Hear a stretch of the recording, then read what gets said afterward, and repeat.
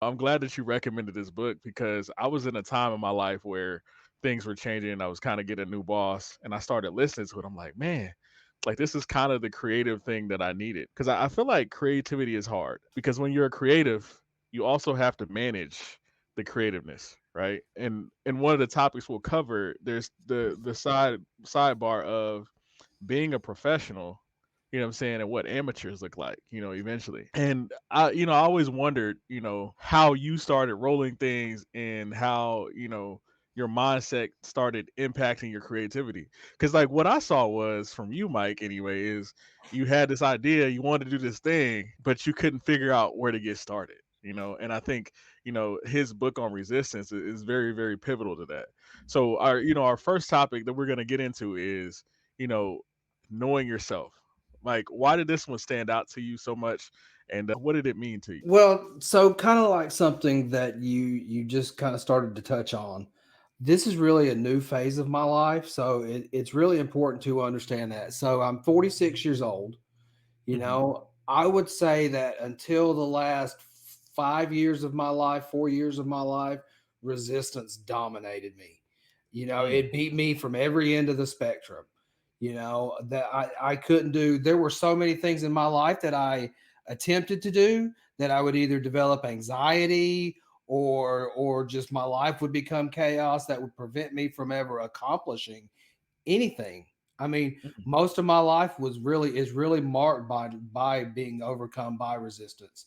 Until about 4 or 5 years ago, went through a change in my life, and one of the first things that I discovered through watching TED Talks, Okay. ironically enough, for some reason I started watching them, and like I said, this is 4 or 5 years ago, and I came across this lady, a Stanford psychologist, Carol Dweck, and she had written this book called Mindsets about Okay. how there were literally, she categorized them as one was a growth mindset and one was a fixed mindset, and that people had either one of these approaches to problems. And so people with the growth mindset, they relish challenges. They, yeah, I want to get back in there, I want to push harder. Failure didn't seem to bother them, because they saw it as part of the process.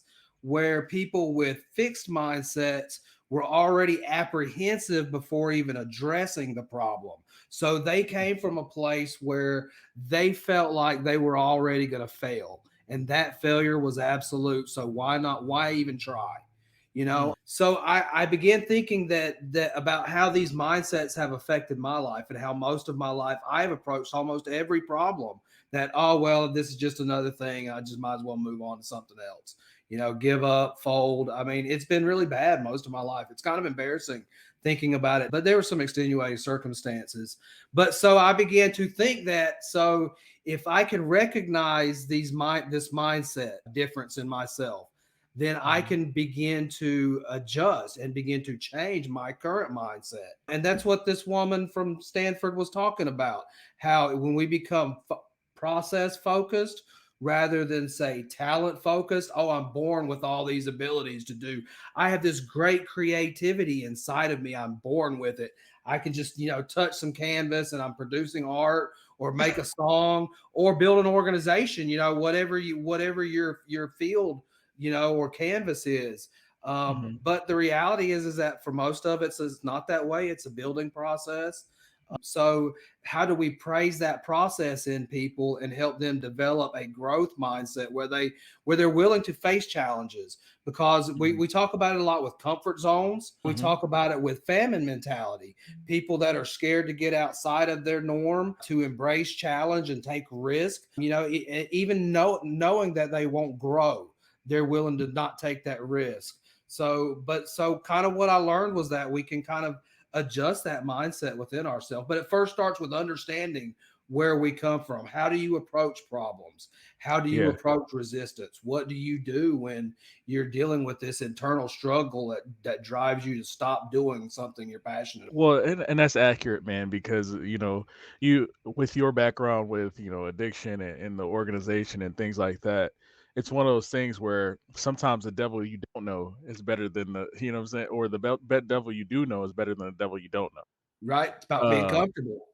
and it's one of those things where I'm like, I fight that all the time. Like there are certain, situations where I know that change would be pivotal for me. It would be an ultimate opportunity to grow, and I've got to sit on it. And usually, what I do is you talked about the process, right? Usually, what I do with that process is I look at the thing and I'm like, how can I break this down? I'm like, Tommy, stop freaking out, break it down, take a bite at a time, figure out innovative ways to make the things happen, right? And then you can kind of get back in there. So I think that's really beautiful because, I'm like developing and addressing that resistance is everything. Like I don't what moment when you decided that you was gonna start the organization, because we had talked about this, right? At what moment, like what was going on? Like, do you remember the day you were like, hey, we're doing this, I'm gonna make this phone call? Or was it a process, or what was that like? Because I'm like, he just turned into a straight up beast, and he just hasn't stopped. Like I'm like, Mike is just out here killing it right now. Well, and to be honest with you, man, it's kind of like that. So one thing was, so I recognize this mindset thing, and I recognize that there was an opportunity to change my mindset, so Mhm. I began to develop intentional plans to doing that. It wasn't a just willy nilly thing. It was, hey, first I'm going to start changing. I mean, we kind of get into some of this stuff a little bit later on, but the stuff that I consume, the media, the material that I consume, and then how did that impact my Okay. mindsets? So you saying you got intentional? Because we Absolutely. talk about that on the podcast all the time. Like, we have to be intentional. You can make the grand decision if you're going to be intentional about it. And that's where the growth happens, because it's going to force you to make the sacrifices. So a lot of times I find myself, because I like a challenge, right? In certain Yeah, aspects, we talked about those people that they kind of had it, because I realize the more challenges that I have, the less receptive I am to resistance, because I'm like, at that point I start to figure out I have a tool in my toolkit to fight this level of resistance. But if I'm not challenging myself, then I'm getting to the point where I'm getting back in that scary place. So that's really huge. I'm glad that you were super intentional about that. And as we get into the next episode, we're gonna talk more so about you know the unlived life, and how resistance can bury you. And I think that's gonna be a great pivot for us. So, Mike, I appreciate you sharing on this one. We'll catch you thanks, on the bro. next one.